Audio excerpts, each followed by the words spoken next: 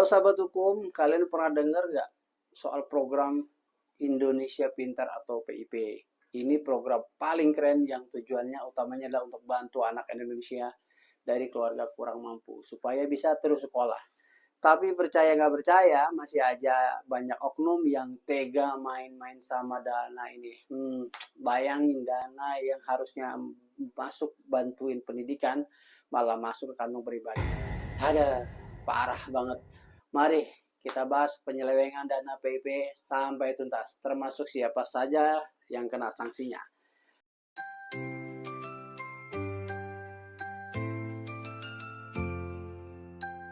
Apa itu PIP? PIP itu program pemerintah buat bantu anak biar nggak putus sekolah karena masalah biaya. Caranya gimana? Pemerintah kasih kartu Indonesia Pintar atau KIP yang ada saldonya buat biaya sekolah atau beli keperluan belajar. Ada aja pihak-pihak yang memanfaatkan kesempatan ini buat keuntungan pribadi. Nah, contoh kasusnya gimana, Pak? Jadi simak terus mengenai kasus PIP ini. Nah, ini bentuk-bentuk penyelewengan dana PIP ini sering terjadi di pemotongan dana. Jadi misalnya dana yang cair 500.000, tapi oknum minta jasa administrasi yang nggak jelas sampai setengahnya. Atau pemalsuan data, ada juga yang bikin data penerima fiktif biar bisa klaim dana doang. Dana nggak masuk sampai ke penerima, ini yang paling miris. Dana udah cair tapi penerimanya nggak pernah ada lihat duitnya.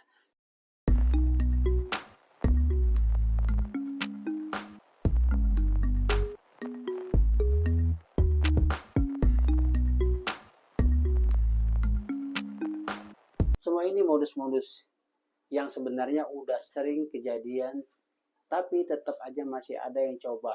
Sahabat hukum, jadi terus apa konsekuensinya kalau ada yang main-main sama dana PIP?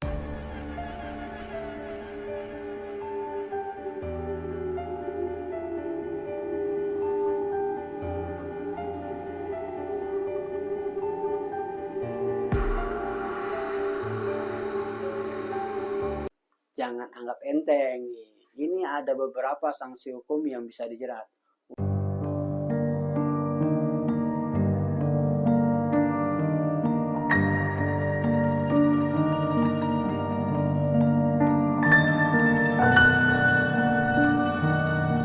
Undang-Undang Nomor 20 Tahun 2001 Pasal 3 tentang pemberantasan tindak pidana korupsi.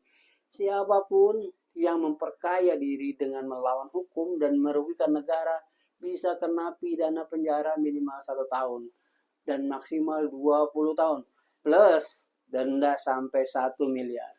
Nah, Undang-Undang ITE Pasal 3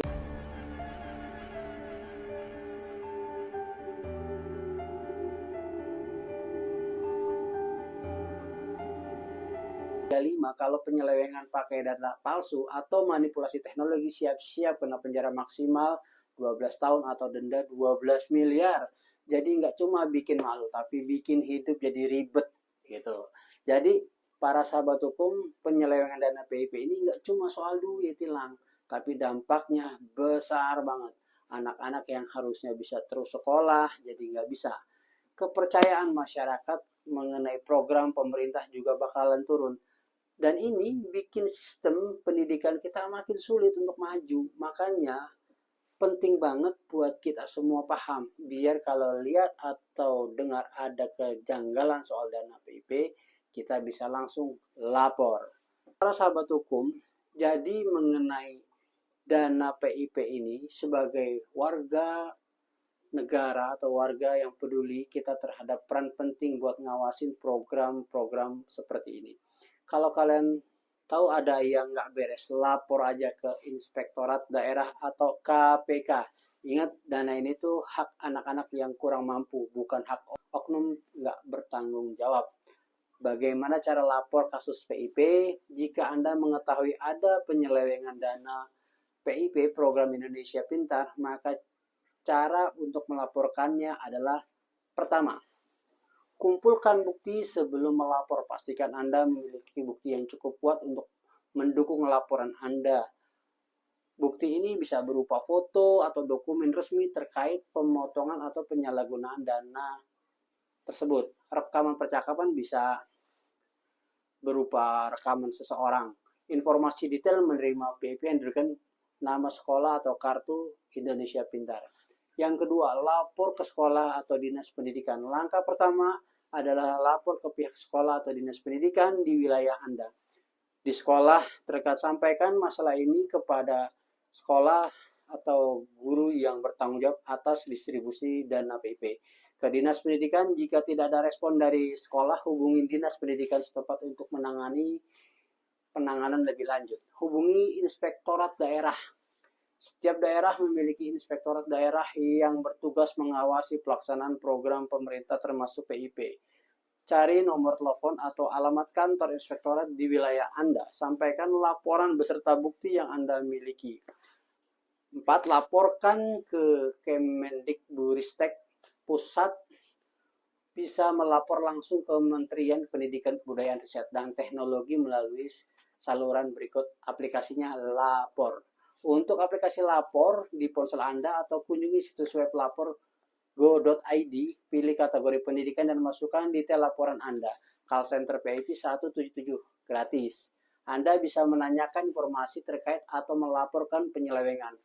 Nah, yang kelima, laporkan ke Komisi Pemberantasan Korupsi KPK. Jika kasus ini melibatkan indikasi korupsi besar, laporkan ke KPK. Website kpk.go.id, call center 198, email pengaduan@kpk.go.id.